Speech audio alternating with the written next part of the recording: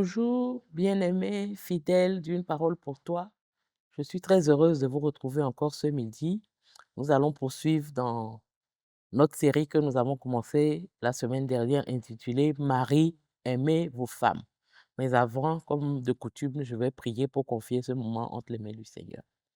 Tendre Père, je veux te bénir, te rendre grâce pour cette nouvelle journée que tu nous donnes de vivre depuis le matin. Nous sommes sur pied, nous sommes allés, nous sommes venus, nous avons vaqué à nos occupations et souvent nous avons l'impression que tout cela est un acquis alors que ça ne l'est pas parce qu'il y a beaucoup qui se sont endormis hier, qui ne se sont pas réveillés ou qui se sont réveillés avec un mal, que ce soit physique, que ce soit émotionnel, que ce soit psychologique, que ce soit spirituel.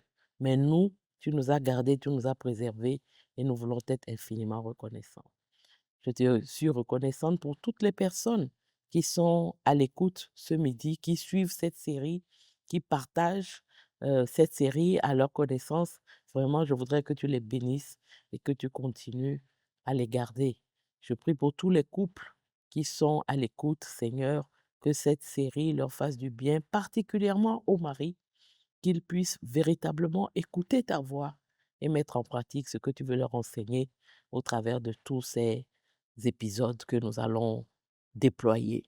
Que toute la gloire te revienne, Saint-Esprit. Prends le contrôle maintenant, prends le contrôle de ma bouche, prends le contrôle de tout ce que je vais dire et que la gloire te revienne au nom de Jésus. Amen.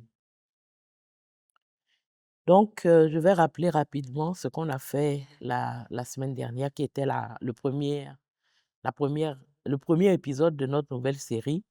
J'ai essayé de définir un peu ce que c'est que aimer comme Christ a aimé l'Église, parce que j'ai dit que c'est ça qui était notre baromètre, notre maître droit.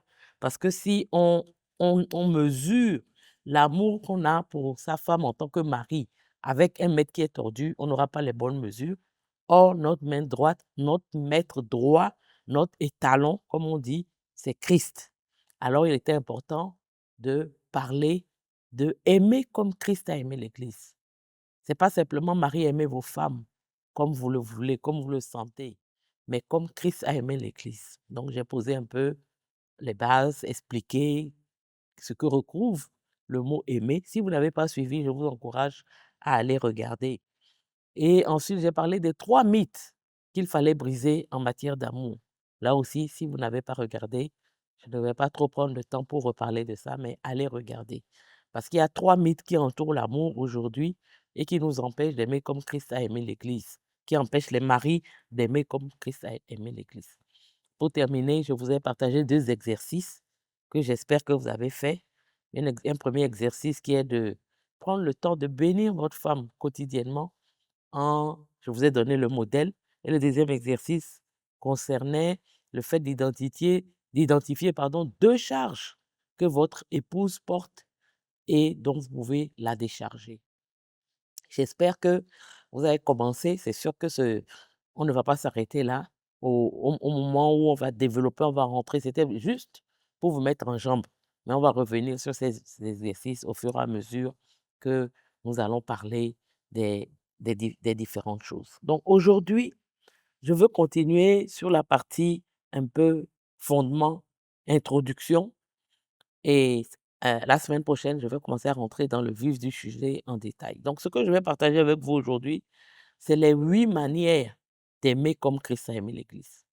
J'ai identifié 8 façons, 8 domaines où vous pouvez exprimer votre amour comme Christ a aimé l'Église.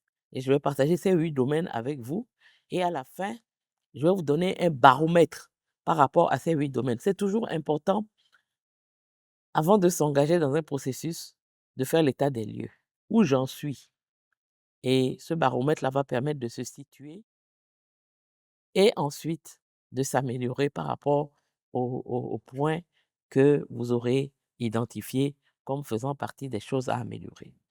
Donc, sans plus tarder, je vais commencer par les 8 manières d'aimer comme Christ a aimé l'Église.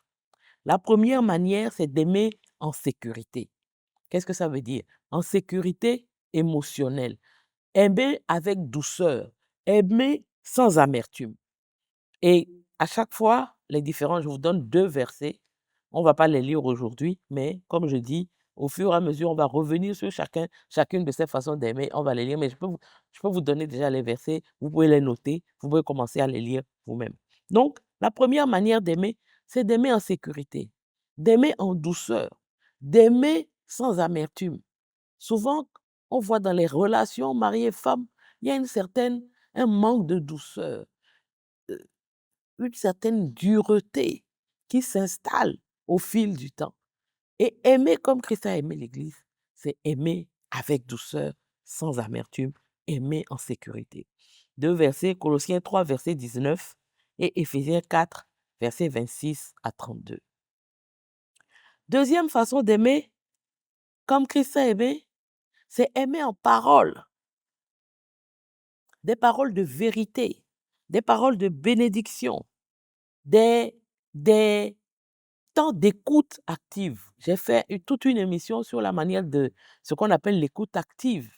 Parce qu'on se rend compte souvent que dans nos échanges, c'est souvent un monologue.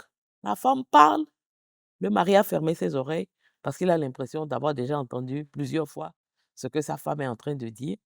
C'est vrai que quelqu'un a dit, c'est pas quelqu'un, c'est dans le Talmud.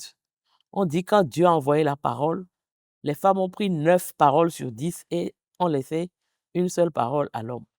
C'est vrai qu'en tant que femme, on a tendance à beaucoup parler. Mais un mari qui aime sa femme en parole, c'est un mari qui saura entendre ses paroles, qui saura l'écouter de manière active et qui saura tenir compte de ce qu'elle dit. Donc, aimer en parole, en vérité, on ne dit pas d'aimer dans le faux.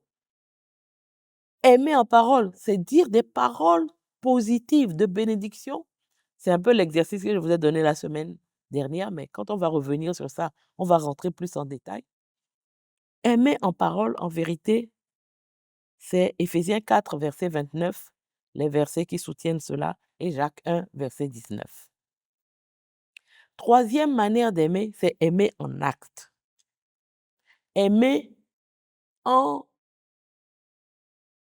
prenant, en supportant votre femme, en l'aidant à porter la charge mentale qu'elle a dans le cadre du foyer. Vous savez que beaucoup d'études montrent que la charge mentale des maris, en règle générale, ça ne concerne que leur travail.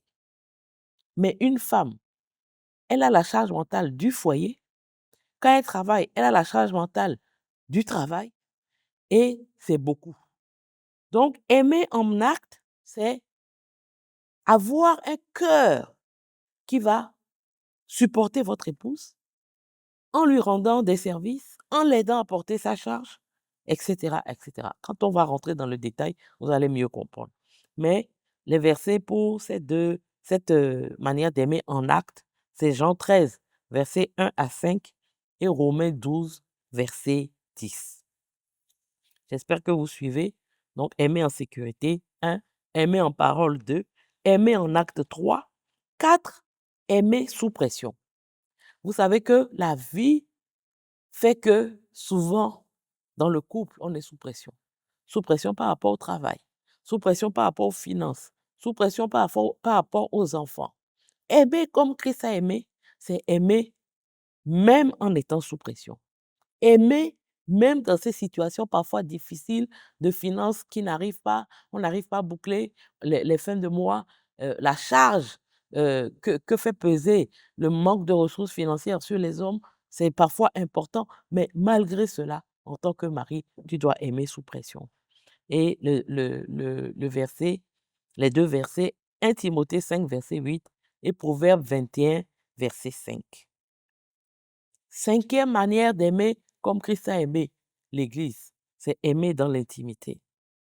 Faire preuve de tendresse, de romantisme dans l'intimité. Souvent, les hommes les maris mettent beaucoup l'accent sur les relations sexuelles, mais sans tendresse, sans romantisme. Or, aimer comme Christ a aimé l'Église, c'est aimer avec tendresse et avec romantisme dans le cadre de l'intimité. On y viendra. 1 Corinthiens 7, versets 3 à 5 et tout le livre de Cantiques des Cantiques, qui est vraiment un livre magnifique pour les couples, qui montre comment peut être un amour romantique, un amour dans l'intimité selon Dieu. Il y a aimer comme co-héritier. Le mari doit aimer sa femme comme étant co-héritière avec elle du royaume. Ça veut dire que son leadership ne doit pas être autoritaire. C'est un leadership spirituel. C'est un leadership qui laisse la place à la femme, qui lui permet de contribuer à établir les règles, les principes dans la famille. Et ça, c'est 1 Pierre 3, verset 7 et Éphésiens 5, verset 29. Et pour le dernier point, aimer durablement. Aimer durablement, ça veut dire quoi? Pratiquer les différentes choses qu'on pratique pour que on ait un, un couple en bonne santé conjugale. Le pardon, la réparation, toutes ces choses-là. Aimer durablement en étant quelqu'un qui pardonne, quelqu'un qui répare, quelqu'un qui prend le temps, quand il y a des conflits, de les gérer efficacement et de parvenir à une solution. Colossiens 3, versets 12 à 15 et 1 Corinthiens 13, verset 7. Nous aurons l'occasion, comme je l'ai dit, de revenir en détail sur chacun de ces points. Alors, une fois qu'on a cité ces différentes manières, cette manière d'aimer comme Christ a aimé l'Église, je veux vous proposer un baromètre pour évaluer où vous en êtes. Donc, dans ce baromètre, parce que quand on veut croître, comme je l'ai dit, c'est bon de faire des points, des évaluations. Construire un foyer, c'est comme bâtir une entreprise. Il y a des choses qu'on doit mettre en place. Il y a des procédures, il y a des processus.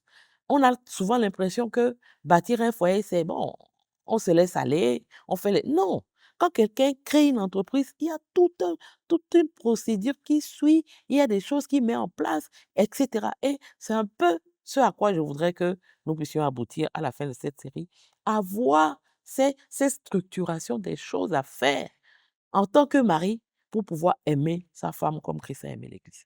Donc, on commence par ce baromètre de l'amour.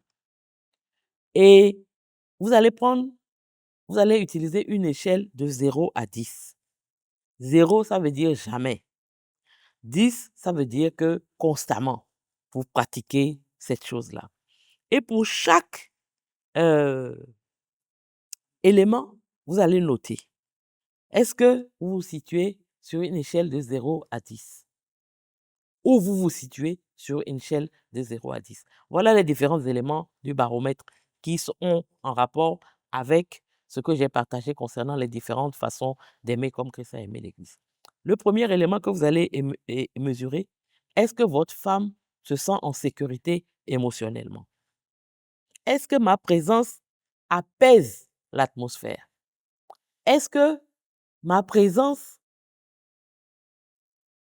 complique les choses, apporte de l'attention ou apporte la paix? Ça, c'est la première chose. Est-ce que ma femme se sent en sécurité émotionnellement avec moi? Deuxième élément du baromètre, les paroles. Est-ce que je prononce des bénédictions spécifiques sur ma femme? Est-ce que chaque jour, je prends le temps de bénir avec des paroles spécifiques, pas vagues? C'est l'exercice que je vous ai donné la semaine dernière. Qu'est-ce que j'aime chez ma femme? Qu'est-ce qu'elle fait bien? Et à partir basé sur ça, je prononce des bénédictions sur elle. Est-ce que je fais ça sur une échelle de 0 à 10? Comment mes paroles sont des paroles de bénédiction pour ma femme? Ensuite, le service. Vous allez identifier quel est votre niveau de service. Est-ce que j'ai retiré un fardeau à ma femme ce mois-ci? Tout dépend de comment vous allez faire l'évaluation. Est-ce que c'est par semaine? Est-ce que c'est par mois? Je vous laisse libre. Mais ça veut dire qu'à chaque fois que vous prenez ce baromètre, vous allez passer en revue la semaine ou passer en revue le mois. Est-ce que dans la semaine dernière ou le mois dernier, j'ai retiré un vrai fardeau à ma femme? est-ce que j'ai allégé sa tâche dans un certain domaine? Est-ce que j'ai allégé sa charge mentale dans un domaine? Troisième élément que vous allez mesurer dans ce baromètre, le temps. Quel temps ai-je consacré à ma femme? Est-ce qu'on a eu le temps d'avoir un moment de connexion sans écran? Parce qu'aujourd'hui, c'est les écrans rajoutés au silence qui sont vraiment les obstacles à passer un temps de qualité avec son épouse. Est-ce que en tant que mari, j'ai consacré suffisamment de temps, de qualité à ma femme, de 0 à 10? Ensuite, mon leadership spirituel. Est-ce que j'ai prié pour ma femme ou bien j'ai prié avec ma femme? Les deux. Vous pouvez prier pour elle, vous pouvez prier avec elle. Vous pouvez faire prier pour elle et prier avec elle. Est-ce que j'ai assuré mon leadership ce mois-ci? Entre 0 et 10. C'est vous-même qui évaluez. Hein? Je ne dis pas de demander à votre femme de vous évaluer. Vous-même, vous faites votre évaluation. À quel niveau je me situe par rapport à mon leadership spirituel vis-à-vis de ma femme? Autre élément, ma capacité de pardonner ou bien de réparer. Est-ce que lorsque j'ai eu tort, est-ce que lorsque je me suis mal comporté, j'ai demandé pardon sans excuse, sans me justifier, est-ce que j'ai réparé? De 0 à 10, comment vous vous notez? Est-ce que vous êtes en mesure de réparer les torts que vous commettez vis-à-vis de votre femme? Avant-dernier élément, l'intimité. Est-ce que j'ai nourri ma femme de façon intime? Je vais revenir sur ça. Ça veut dire quoi, nourrir sa femme intimement? Ça veut dire répondre à ses besoins d'intimité. Il y a le sexe, mais ce n'est pas que ça. Donc, est-ce que en tant que mari, quand je m'évalue sur une échelle de 0 à 10, en matière d'intimité, je me situe où? Est-ce que ma femme est nourrie dans son intimité? Est-ce que ses besoins intimes sont comblés?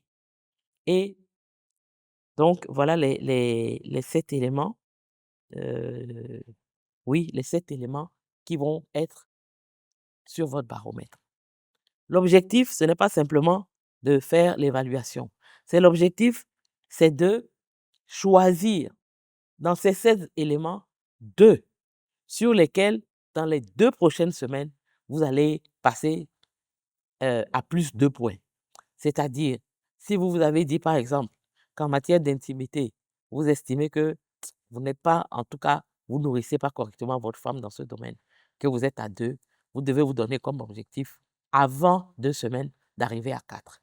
À vous d'identifier les actions que vous allez mettre en place pour y arriver. Mais l'objectif, c'est que partout où j'ai besoin de progresser, je choisis 2 points pour les 2 prochaines semaines et je vais faire en sorte que moi-même, hein, je dis toujours, c'est vous, ce n'est pas une évaluation que vous faites faire par votre femme. Si vous voulez qu'elle vous aide à bien évaluer, ce n'est pas interdit. Mais si vous ne voulez pas, c'est vous-même qui vous auto-évaluez et qui vous fixiez des objectifs pour progresser dans votre auto-évaluation.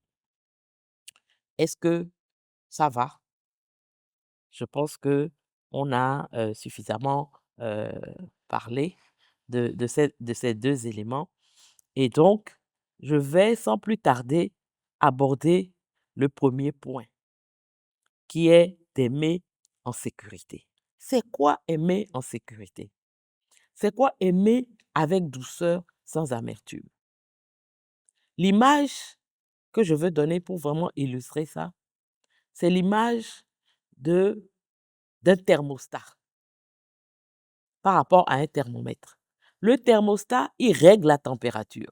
C'est-à-dire quand il fait chaud, le thermostat déclenche le compresseur pour que la pièce soit rafraîchie.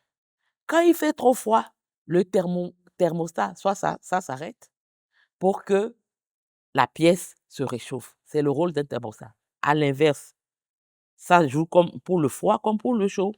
Le thermostat se déclenche pour mettre de la chaleur dans la pièce et le thermostat s'arrête lorsque la pièce est trop chaude pour réguler la température. Donc, c'est un thermostat. Le thermomètre, Lui, il affiche la chaleur du moment, il affiche la température du moment et c'est tout. Alors, un mari qui veut aimer comme Christ a aimé l'Église, donc un mari qui veut avoir un amour, je vais employer un amour christique, un amour semblable à l'amour de Christ, il doit être un thermostat. Il doit être celui qui régule la température du foyer. Il doit être celui qui apaise quand il faut apaiser. Il doit être celui qui rend le foyer sûr émotionnellement pour sa femme. Vous voyez, c'est ça le rôle d'un thermostat.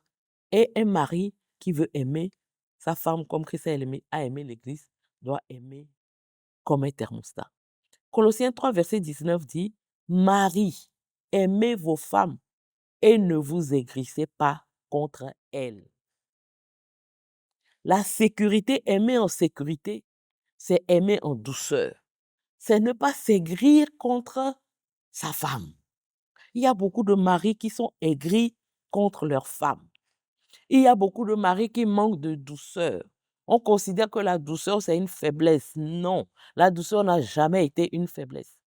On se laisse envahir par l'amertume à cause des choses qu'on a vécues, des conflits qu'on a eus, de peut-être ce qu'on reproche à sa femme. On se laisse envahir par l'amertume. Et cette amertume-là étouffe l'amour doux, l'amour sûr qu'on doit donner à sa femme. Donc, on va lire rapidement quelques passages. Parce que, je vous ai dit, c'est aimer comme Christ a aimé. Donc, ce n'est pas aimer comme je le dis. Et pour aimer comme Christ a aimé, je vais vous donner les passages, les versets. On va les lire ensemble, mais je vous encourage après, dans vos temps de pause, dans vos temps de méditation, revenez là-dessus.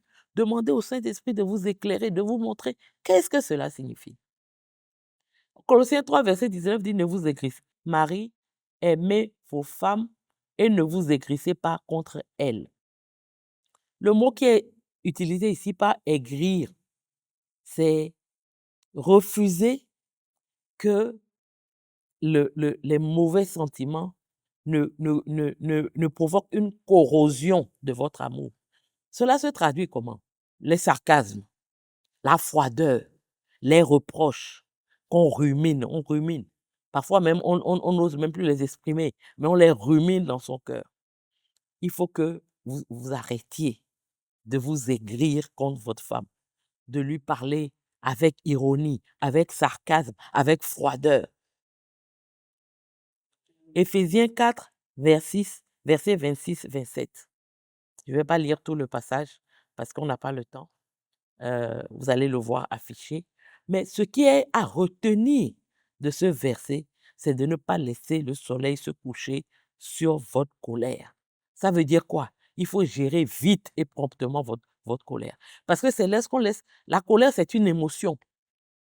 Mais lorsqu'on rumine cette colère, lorsqu'on la laisse nous envahir, lorsqu'on ne règle pas ce pourquoi on est en colère, c'est ça maintenant qui va provoquer l'amertume et l'amertume va... La Bible dit que l'amertume, c'est comme des racines. Et vous savez combien il est important lorsque des racines commencent à pousser quelque part, de déraciner ce que c'est. Les racines d'amertume sont difficiles à déraciner. Il ne faut pas les laisser s'installer et donc il faut maîtriser sa colère. Éphésiens 4, 29, 32. Ça, par contre, je vais le lire. Qu'il ne sorte de votre bouche aucune parole mauvaise, mais s'il y a lieu, quelques bonnes paroles qui servent à l'édification et communiquent une grâce à ceux qui l'entendent. Verset 30. N'attristez pas le Saint-Esprit de Dieu par lequel vous avez été scellés pour le jour de la rédemption.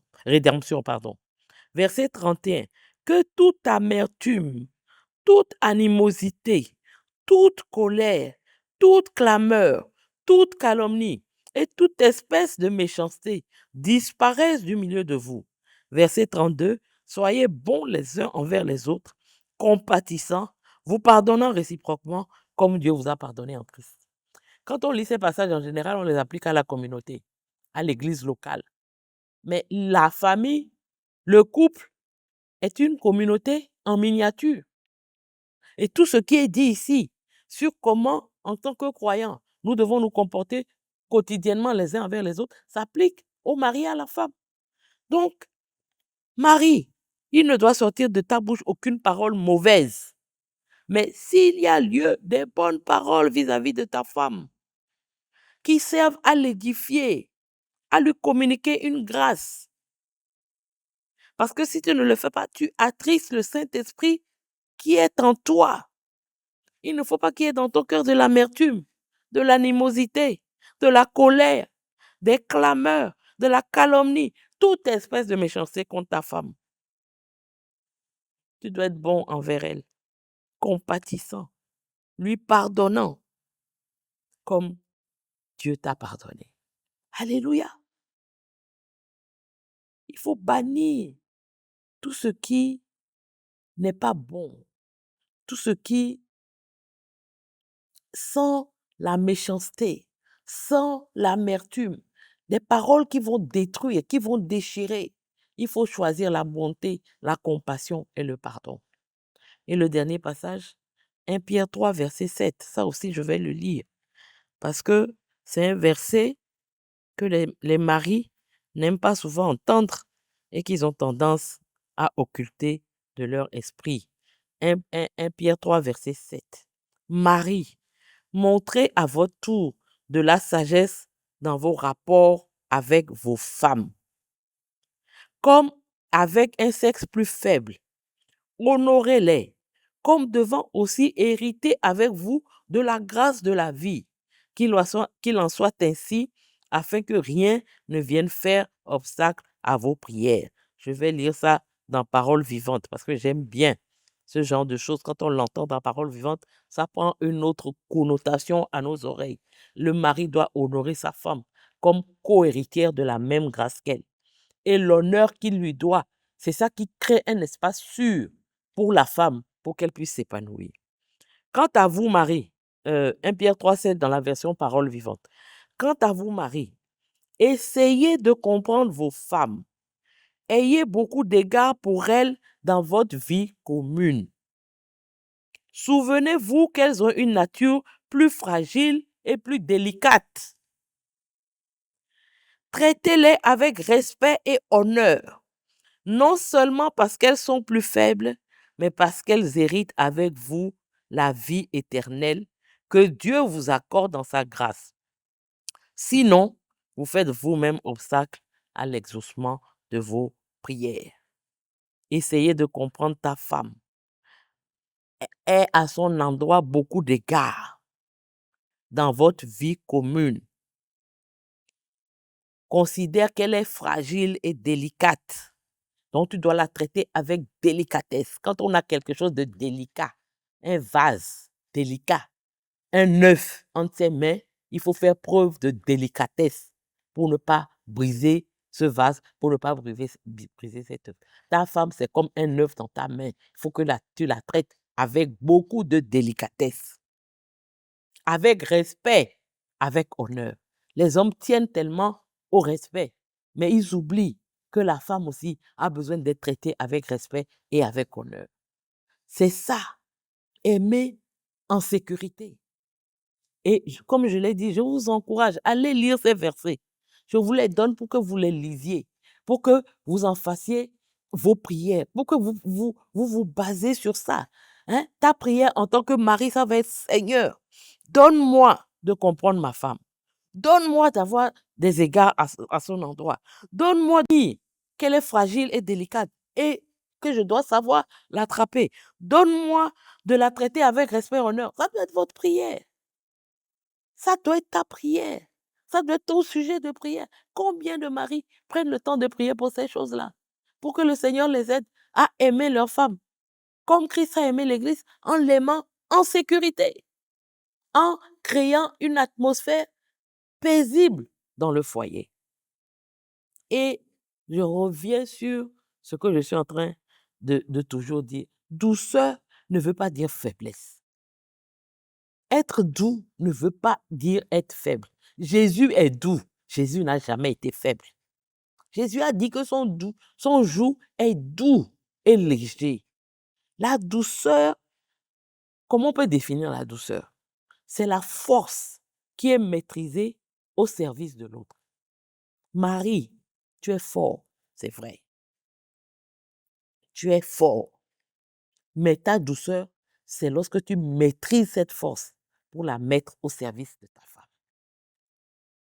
Alors, le temps avance, je vais rapidement insister un peu sur comment l'amertume peut s'installer dans le cœur. Comment naît l'amertume dans le couple? Ça commence par une blessure qui vous met en colère, quelque chose qui vous frustre.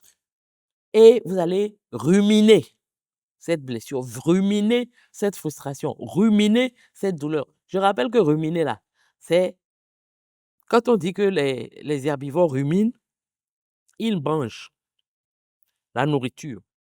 Ça rentre dans leur ventre. Et puis après, ils ramènent ce qu'ils ont mangé. Et maintenant, ils le remangent. Il y a un incident qui s'est passé. Tu as été frustré, tu as été blessé. Mais tu vas prendre le temps de ruminer ça, revenir là-dessus, ramener ça à ton esprit, le manger à nouveau, éprouver la même douleur. Ensuite, cette rumination va se transformer en hostilité. Tu en veux à ta femme. Tu lui en veux. Et cette hostilité va se transformer après en froideur. Donc, il faut identifier tous les signaux précoces de ce que l'amertume est en train de s'installer dans ton cœur. C'est lorsque tu dis, bon, je m'en fous. Ou bien, tu te retires dans ta caverne, tu veux la punir. C'est ce qu'on appelle les retraits punitifs. Je ne parle plus. Je suis froid. J'ai un ton sec. Tout ça, c'est des manifestations de ce que l'amertume est en train de s'installer. Donc, fais attention à cela. L'amertume n'est pas un caractère, c'est un processus. Donc, ne dis pas, moi, je suis comme ça. Il n'y a personne qui a un caractère qui s'appelle amertume. L'amertume s'installe parce que tu suis un processus. Donc, ta responsabilité est d'interrompre le processus pour que l'amertume ne s'installe pas. Donc, je vais m'arrêter là. J'ai tellement d'autres choses à dire, mais je vais m'arrêter là pour aujourd'hui pour ne pas être trop long. Et je vous encourage, continuez l'exercice de la semaine dernière, continuez à, à, à avancer. Et la semaine prochaine, on va continuer sur le même thème, l'amour en sécurité.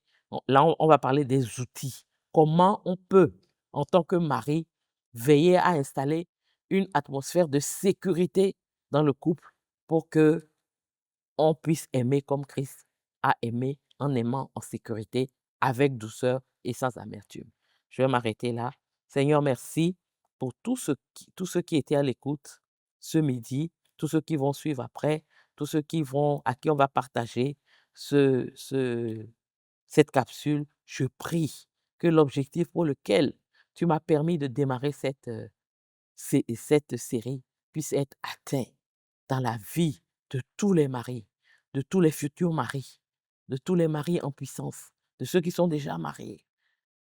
Que toute la gloire te revienne, Seigneur, parce que tu utilises ces instants pour transformer le visage des couples de tes enfants, afin que vraiment, comme l'apôtre Paul l'a dit, leur mariage soit un reflet du mystère de ton Église, de ton union avec ton Église. Que toute la gloire te revienne, Seigneur, au nom de Jésus. Amen. À la semaine prochaine, que le Seigneur vous bénisse.